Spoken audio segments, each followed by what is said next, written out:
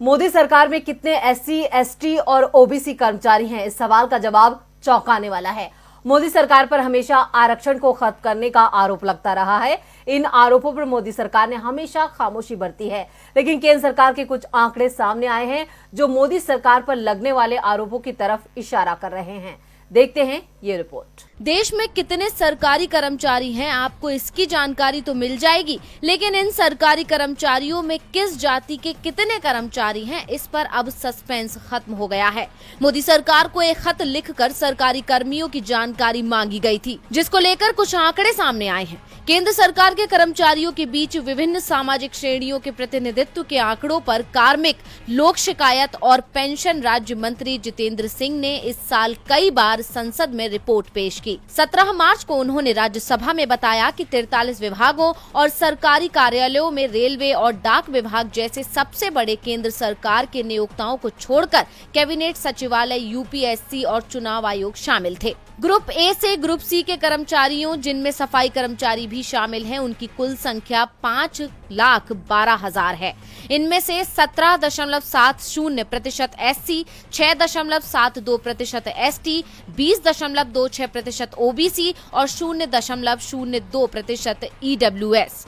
वहीं group A में ज्यादातर सवर्ण जाति वाले हैं, जबकि एससी का प्रतिनिधित्व सिर्फ 12.86%, एसटी का 5.64% और ओबीसी का 16.88% है। इन समुदायों के लिए आरक्षण क्रमशः 15%, 7.5% और 27% है।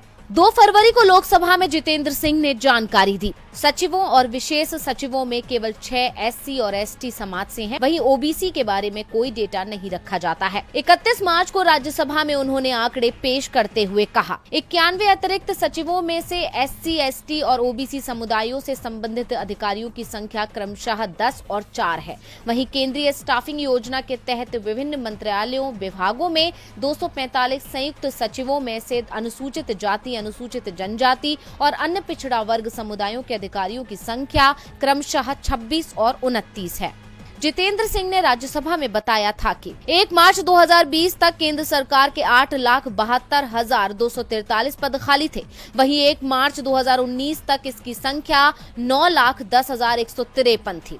2018-19 और 2020-21 के बीच 2,65,000 से ज्यादा कर्मचारियों की भर्ती की गई। यूपीएससी में 13,238 कर्मचारी, चयन आयोग में 1,03,30 और रेलवे भर्ती बोर्ड में 1,91,900 शामिल हैं। 17 मार्च को राज्यसभा में जानकारी देते हुए जितेंद्र सिंह ने 1 जनवरी 2021 तक 10 केंद्रीय विभागों के लिए डेटा पेश किया, जिसमें रक्षा उत्पादन, रेलवे, वित्तीय सेवाएं, डाक, रक्षा, आवास और शहरी मामलों, गृह मामलों, परमाणु ऊर्जा, राजस्व और शिक्षा शामिल हैं।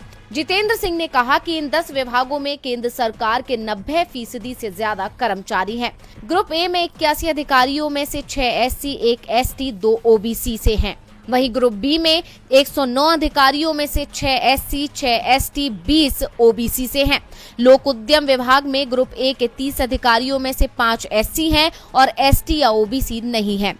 नीति आयोग में ग्रुप ए के 193 अधिकारियों में 19 एससी, 13 एसटी, 15 ओबीसी हैं। उच्च शिक्षा विभाग में ग्रुप ए के 221 अधिकारियों में 39 एससी, 23 एसटी, 29 ओबीसी हैं। हमारे चैनल से जुड़े रहने के लिए YouTube पर टाइप करें DB लाइव, सब्सक्राइब बटन को क्लिक करें और बेल आइकन को दबाना न भूलें, ताकि खबरें आप तक पहुंचती रहें। देखते रहिए DB लाइव, क्योंकि यहाँ हैं खबरें लगातार।